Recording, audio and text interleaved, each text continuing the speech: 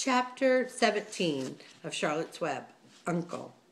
When they pulled into the fairgrounds, they could hear music, see the Ferris wheel turning in the sky, and they could smell the dust of the racetrack where the sprinkling car had moistened it, and they could smell hamburgers frying and see balloons aloft. They could hear sheep blatting in their pens. An enormous voice over the loudspeaker said, "Attention, please. Will the owner of the Pontiac car, license number H2439, please move your car away from the fireworks shed?" "Can I have some money?" asked Fern. "Can I too?" asked Avery. "I'm going to win a doll by spinning a wheel, and it will stop at the right number," said Fern. "I'm going to steer a jet plane and make it bump into another one." "Can I have a balloon?" asked Fern. "Can I have a frozen custard and a cheeseburger and some raspberry soda pop?" asked Avery. "You children be quiet till we get the pig unloaded," said Mrs. Arable. "Let's let the children go off by themselves," suggested Mr. Arable. "The fair only comes once a year." Mr. Arable gave Fern 2 quarters and 2 dimes. He gave Avery 5 dimes and 4 nickels. "Now run along," he said, "and remember, this money has to last you all day. Don't spend it all in the first few minutes. And be back here at the truck at noontime so we can all go have lunch together. And don't eat a lot of stuff that's going to make you sick to your stomachs. And if you go in those swings," said Mrs. Arable, "you hang on tight. You hang on very tight. Hear me?" "And don't get lost," said Mrs. Zuckerman. "And don't get dirty. And don't get overheated," said their mother. "Watch out for pickpockets," cautioned their father. And don't cross the racetrack when the horses are coming," cried Mrs. Zuckerman.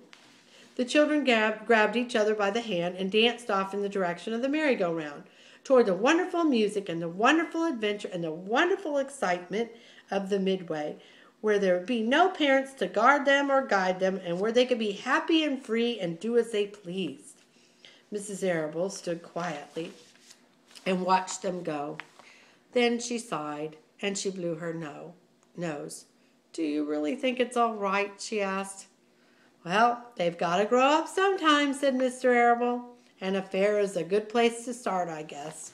Here's a picture of Fern and Avery at the fair. And there's the Ferris wheel.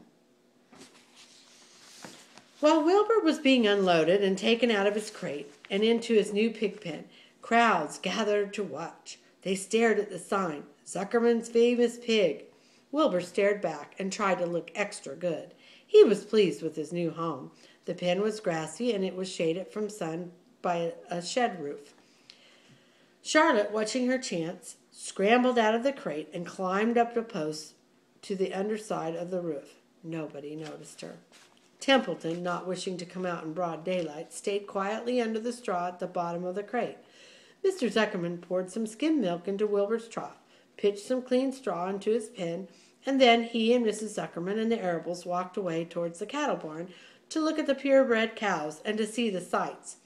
Mr. Zuckerman particularly wanted to look at tractors. Mrs. Zuckerman wanted to see a deep freeze. Lurvy wandered off by himself, hoping to meet some friends and have some fun on the Midway. As soon as the people were gone, Charlotte spoke to Wilbur. "It's a good thing you can't see what I see," she said. "What do you see?" said Wilbur. "There's a pig in the next pen, and he's enormous. I'm afraid he's much bigger than you are." "Maybe he's older than I am, and has had more time to grow," suggested Wilbur. Tears began to come to his eyes. "I'll drop down and take a closer look," said Charlotte. Then she crawled along the beam until she was directly over the next pen. She let herself down on a drag line until she hung in the air just in front of the big pig's snout. "May I have your name?" she asked politely. The pig just stared at her. "No name," he said in a big, hearty voice. "Just call me Uncle." "Very well, Uncle," replied Charlotte. "What's the date of your birth? Are you a spring pig?" "Sure, I'm a spring pig," replied Uncle. "What'd you think I was, a spring chicken?" "Ha, ha, ha, that's a good one, eh, sister?" "Mildly funny," said Charlotte. "I've heard funnier ones, though. Glad to have met you. And now I must be going." She ascended slowly and returned to Wilbur's pen.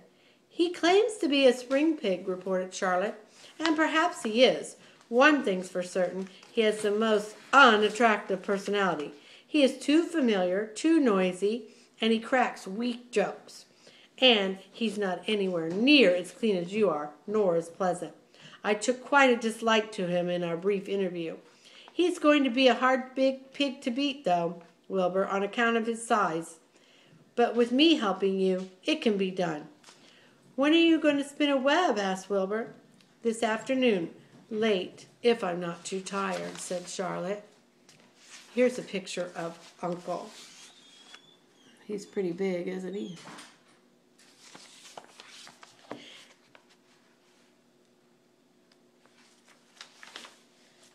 The least thing tires me these days. I don't seem to have the energy that I once had. My age, I guess.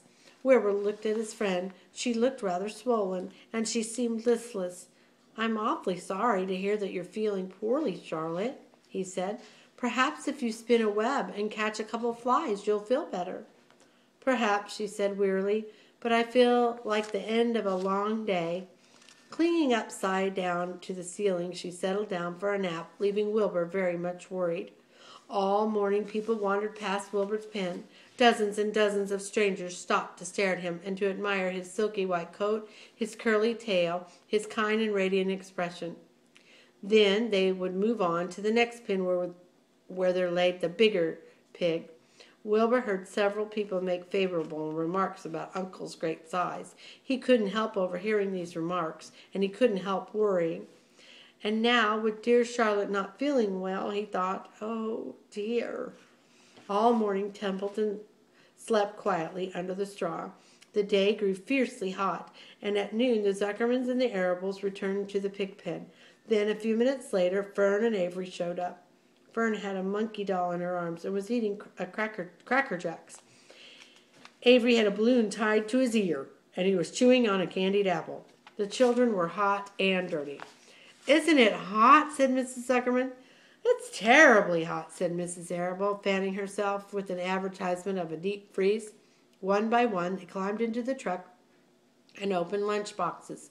The sun beat down on everything. Nobody seemed hungry. When are the judges going to decide about Wilbur? Asked Mrs. Zuckerman. Not till tomorrow, said Mr. Zuckerman. Lurvy appeared, carrying an Indian blanket that he had won. That's just what we need, said Avery. A blanket. Of course it is, replied Lurvy, and he spread the blanket across the sideboards of the truck so that it was a little tent, and the children sat in the shade under the blanket and felt much better.